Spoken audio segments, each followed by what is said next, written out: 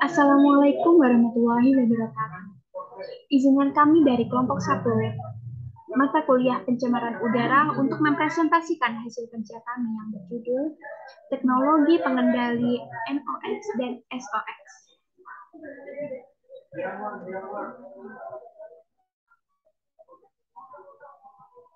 Dengan anggota, yang pertama yaitu Abi Haidar, yang kedua Bima Sukmawati, yang ketiga saya sendiri yaitu Diana Eko Husna, yang keempat Esti Adeline Tambunan, dan yang kelima dari saya sekarang.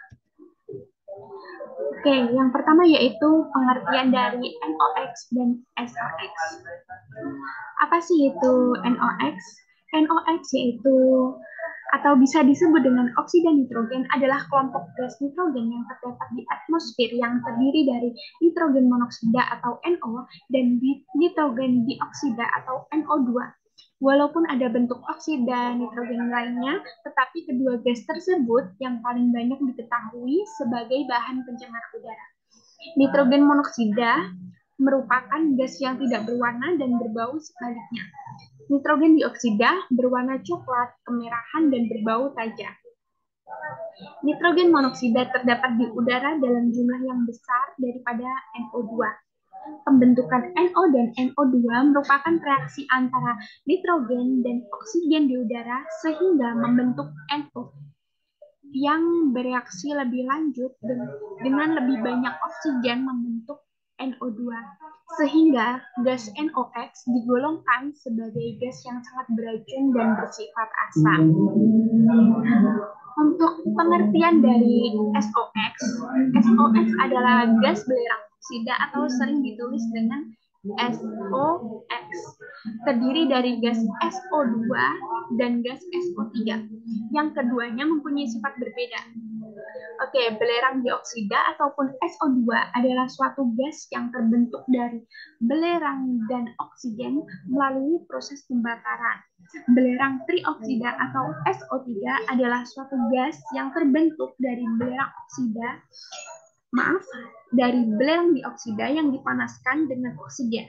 Gas SO2 berbau sangat tajam dan tidak mudah terbakar, sedangkan gas SO3 bersifat sangat reaktif. Gas SO3 itu mudah bereaksi dengan uap air yang ada di udara untuk membentuk asam sulfat atau H2SO4. Nah, asam sulfat ini sangat reaktif dan mudah bereaksi atau memakan benda-benda lain yang mengakibatkan kerusakan seperti proses pengkaratan atau korosi dan proses kimiawi lainnya.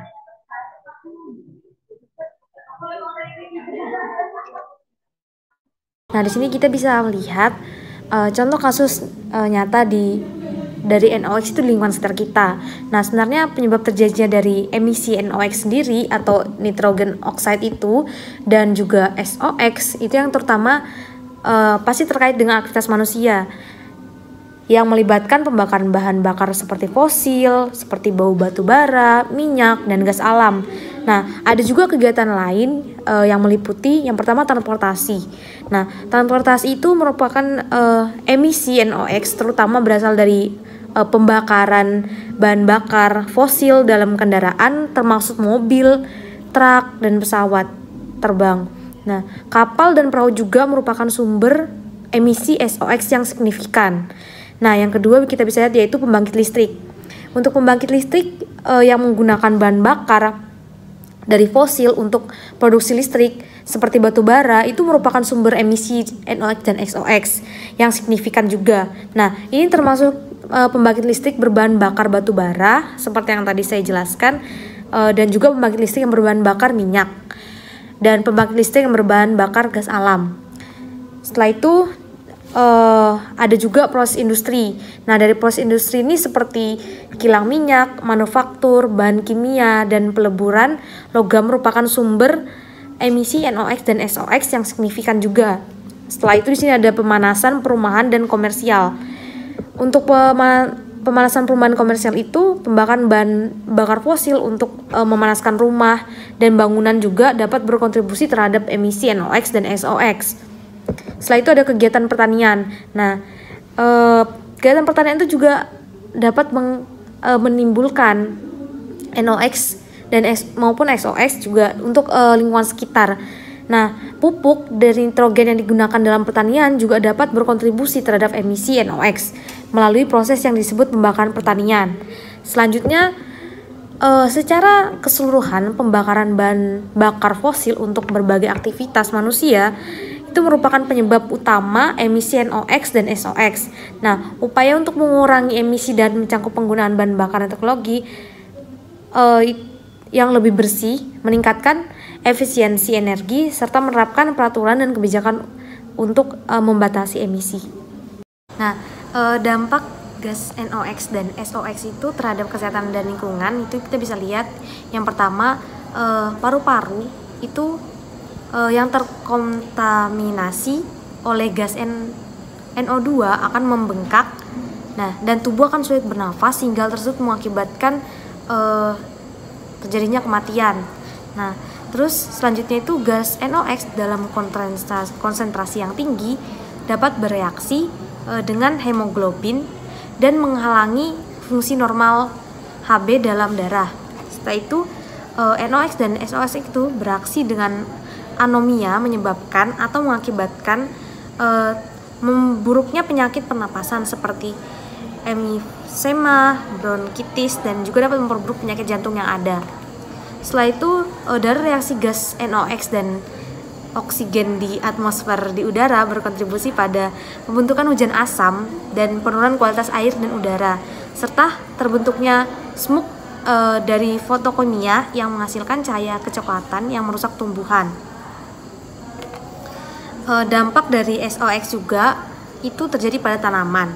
Konsentrasi SOx sekitar 0,5 ppm dapat mengakibatkan terjadinya kerusakan tanaman yang mengakibatkan menurunnya produktivitas tanaman, sedangkan paparan akut dengan konsentrasi tinggi dapat mematikan jaringan daun. Dampak NOx SOx untuk udara yang telah tercemar dapat menyebabkan manusia akan mengalami gangguan pada sistem pernafasannya. Nah, hal ini tuh terjadi karena gas SOx mudah menjadi asam dan menyerang selaput lendir pada hidung, tenggorokan, dan juga saluran pernapas lain sampai ke paru-paru. Setelah itu, SOx itu merupakan asam sulfat dan asam sulfat yang terbentuk dari reaksi antara SOx dan uap air. Apabila turun ke bumi bersama jatuhnya air hujan, terjadilah acid rain atau hujan asam. Nah, hujan asam ini dapat menyebabkan rusaknya tanaman maupun kesuburan tanah. Pada beberapa negara industri, hujan asam menjadi sebuah persoalan yang sangat serius sebab sifatnya yang sangat merusak. Hutan yang gundul akibat jatuhnya hujan asam akan mengakibatkan lingkungan menjadi semakin parah. Baik,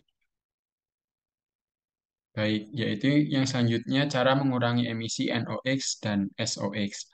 Ada beberapa cara untuk mengurangi emisi NOx dan SOx, yaitu yang pertama, menggunakan bahan bakar yang lebih bersih. Penggunaan bahan bakar yang lebih bersih di sini menggunakan bahan seperti batu bara rendah sulfur, gas alam, dan biofuel. Hal tersebut dapat mengurangi emisi NOx dan SOx secara signifikan. Yang kedua, menerapkan teknologi pengendalian polusi. Teknologi di sini seperti konverter katalitik dan sistem reduksi katalitik selektif dapat dipasang di kendaraan dan pabrik industri untuk mengurangi emisi NOx. Dan sistem desulfurisasi gas buang dapat digunakan pembangkit listrik untuk mengurangi emisi SOx. Yaitu yang selanjutnya meningkatkan efisiensi energi. Meningkatkan efisiensi energi di sini dalam hal transportasi, bangunan, dan industri. Hal tersebut dapat mengurangi jumlah bahan bakar fosil yang dibakar dan karenanya mengurangi emisi NOx dan SOx. Yang keempat, menerapkan peraturan dan kebijakan. Pemerintah dapat menerapkan peraturan dan kebijakan untuk membatasi emisi dari berbagai sumber, seperti menetapkan standar emisi untuk kendaraan dan pembangkit listrik. Yaitu yang selanjutnya beralih ke energi terbarukan. Beralih ke sumber energi terbarukan seperti angin dan tenaga surya dapat mengurangi ketergantungan pada bahan bakar fosil dan karenanya mengurangi emisi NOx dan SOx. Secara keseluruhan, pengurangan emisi NOx dan SOx memerlukan kombinasi pendekatan yang melibatkan perubahan teknologi, penggunaan energi, dan kebijakan. Dengan menerapkan strategi ini, kita dapat mengurangi dampak negatif dari polutan tersebut terhadap kesehatan manusia dan ekosistem dan iklim.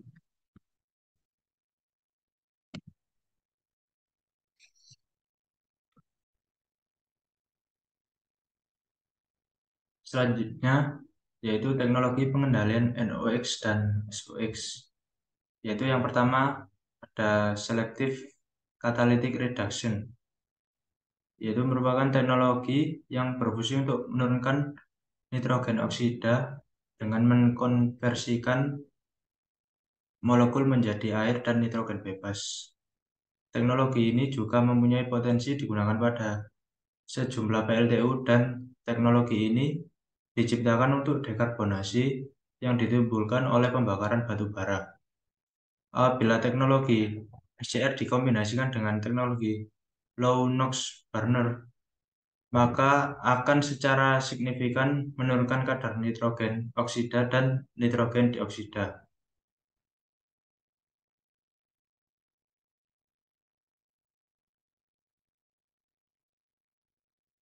Selanjutnya yaitu resirkulasi gas buang atau EGR, merupakan teknologi yang digunakan pada mesin pembakaran internal untuk mengurangi pembentukan nitrogen oksida atau NOx dengan cara mensirkulasikan kembali sebagian gas buang mesin ke dalam ruang bakar.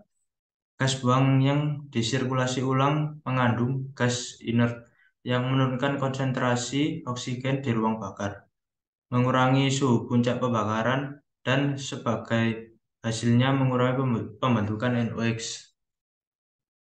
Terdapat berbagai jenis sistem EGR, termasuk yang pertama EGR tekanan tinggi.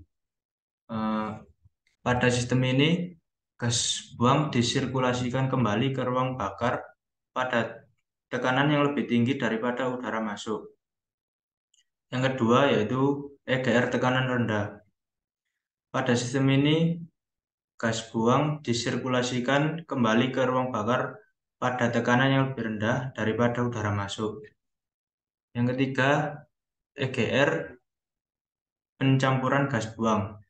Pada sistem ini, gas buang yang disirkulasi ulang dicampur dengan udara yang masuk sebelum memasuki ruang bakar. Yang keempat yaitu pengurangan suhu gas buang EGR. Dalam sistem ini, gas buang yang disirkulasi ulang didinginkan sebelum dimasukkan ke dalam ruang bakar.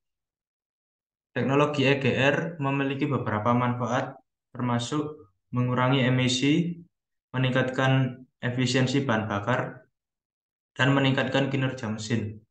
Namun, teknologi ini juga dapat menyebabkan peningkatan endapan mesin, berkurangnya tenaga mesin, dan peningkatan kebutuhan perawatan. Oleh karena itu, perawatan yang tepat dan pertimbangan yang cermat terhadap desain engine sangat penting untuk memastikan efektivitas dan umur panjang sistem EGR.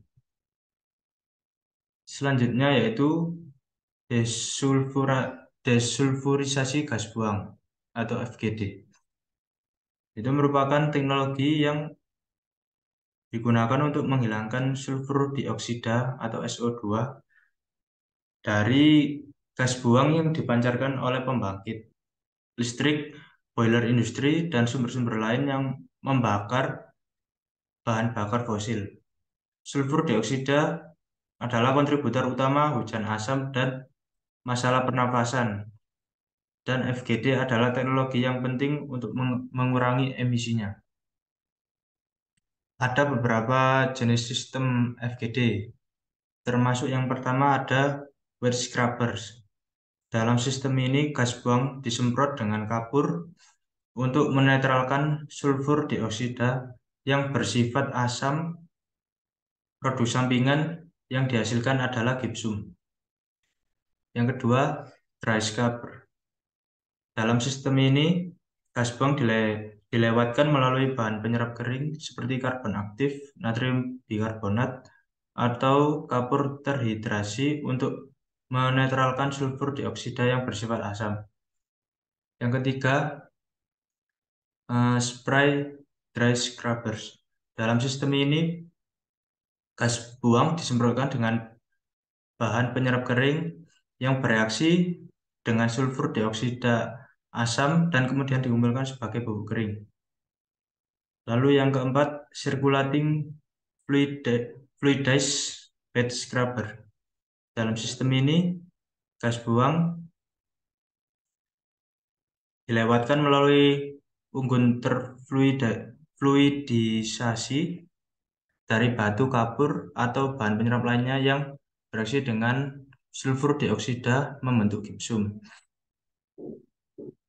Teknologi FGD memiliki beberapa manfaat termasuk mengurangi emisi sulfur dioksida, meningkatkan kualitas udara, dan mengurangi dampak lingkungan. Namun teknologi ini juga dapat menyebabkan peningkatan konsumsi air dan pembuangan produk sampingan gipsum.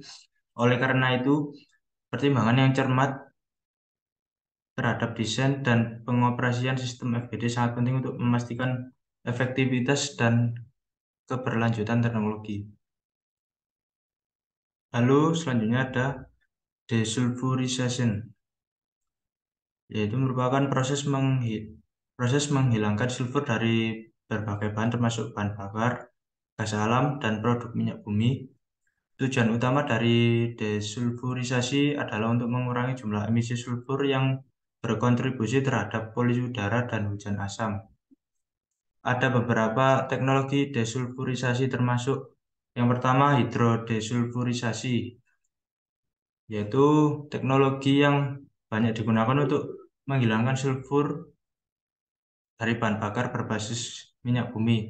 Dalam proses ini bahan bakar diolah dengan hidrogen pada tekanan dan suhu tinggi dengan adanya katalis untuk mengubah senyawa sulfur menjadi hidrogen sulfida. Yang kedua, desulfurisasi oksidatif. Teknologi ini digunakan untuk menghilangkan sulfur dari bahan bakar yang sulit di desulfurisasi menggunakan HDS. Dalam proses ini bahan bakar dioksidasi dengan zat pengoksidasi seperti hidrogen peroksida untuk mengubah senyawa sulfur menjadi sulfon yang kemudian dihilangkan dengan ekstraksi atau distilasi. Yang ketiga ada desulfurisasi biologis. Teknologi ini menggunakan mikroorganisme untuk menghilangkan sulfur dari bahan bakar. Mikroorganisme dapat secara selektif metabolisme senyawa yang mengandung sulfur, mengubahnya menjadi senyawa yang tidak terlalu berbahaya. Yang keempat, ada adsorpsi. Teknologi ini menggunakan absorben padat seperti karbon aktif atau zeolit untuk menghilangkan sulfur dari bahan bakar. Adsorben secara efektif mengikat senyawa yang mengandung sulfur sehingga memungkinkannya untuk dihilangkan dari bahan bakar. Selanjutnya, ada teknologi pengendalian SOx yang menggunakan metode low NOx burner. Nah, low NOx burner ini adalah sebuah komponen proses pembakaran pada boiler yang berfungsi untuk mencampurkan udara dengan bahan bakar dan memasukkannya ke dalam furnace boiler. Metode ini dilakukan dengan menggunakan bahan bakar khusus dan dapat mengurangi suhu pembakaran dan menghasilkan NOx yang lebih sedikit. Prinsip kerja low NOx burner ini yakni dengan jalan mengontrol suplai udara yang akan dicampurkan dengan batu bara. Keseluruhan udara yang dibutuhkan oleh proses pembakaran dimasukkan ke dalam furnace boiler melalui burner ini. Akan tetapi pencampurannya dengan batu bara yang sudah dibatasi. Kemudian ada teknologi pengendalian SOx dengan metode clean coal technology. Clean coal technology melibatkan penggunaan batu bara yang telah dibersihkan dari sulfur sebelum dibakar untuk mengurangi emisi SOx. Nah, clean coal technologies yakni serangkaian sistem dan teknologi yang berupaya mengurangi dampak kesehatan dan lingkungan dari batu bara, khususnya polusi udara dari pembangkit listrik tenaga batu bara dan dari batu bara yang dibakar oleh industri berat. Nah, baik, di sini ada suatu teknologi lainnya yang berupa elektrostatis. Nah, alat teknologi ini tuh mengurangi emisi partikel dan debu dari gas buang dengan menggunakan medan listrik untuk menangkap partikel yang bermuatan listrik pada elektrod. Nah, alat pengendap elektrostatis ini digunakan untuk membersihkan udara yang kotor dalam jumlah atau volume yang relatif besar, dan pengaturan udaranya adalah aerosol atau uap air. Alat ini dapat membersihkan udara secara cepat dan udara yang keluar dari alat ini sudah relatif bersih. Nanti itu kayak ada penyaringan gitu dari alat tersebut. Lalu untuk pembersihan udara ini dilakukan dengan cara pengendapan elektrostatis, di mana partikel bermuatan akan dipisahkan secara elektrostatis, yaitu muatan positif dan muatan negatif akan saling tarik-menarik oleh medan listrik dari deretan plat logam yang nantinya akan mengeluarkan udara bebas dari debu. Nah, alat pengendap elektrostatis ini menggunakan arus searah atau yang mempunyai tegangan antara 25 sampai 100 kV. Nah, alat pengendap ini berupa tabung silinder yang dimana dindingnya itu diberi muatan positif, sedangkan di tengah ada sebuah kawat yang merupakan pusat silinder searah sejajar dinding tabung dan diberi muatan negatif. Selanjutnya di sini adalah pemurnian udara. Nah, di sini ada salah satu teknologi pemurnian udara. Teknologi ini tuh mengurangi emisi SOx dengan menggunakan bahan kimia seperti sodium bikarbonat atau kalsium karbonat untuk menetralkan gas SOx dan mengubahnya menjadi garam sulfat. Nah, pemurnian udara ini itu merupakan alat penjernih udara yang bekerja menggunakan sistem kipas internal untuk mengisap udara di dalam ruangan. Udara ini kemudian dikirim ke dalam filter, sebuah filter seperti di gambar 2, 3, mengirim filter yang berada di bagian belakang alat. Nah, setelah itu serangkaian filter itu melengkapi alat ini untuk menghilangkan partikel berbahaya seperti debu, asap, serbuk sari, dan juga bakteri di udara. Nah, beberapa alat penjernih udara bahkan bisa menyaring kuman dan bakteri yang ada dalam ruangan sekitar. Nah, setelah itu udara yang telah disaring akan disalurkan ke bagian depan dan dikeluarkan dalam kondisi segar dan bebas dari polusi. Setelah itu, pembersih udara ini kemudian akan mengedarkan kembali udara murni yang telah melalui proses penjernihan tadi ke dalam ruangan.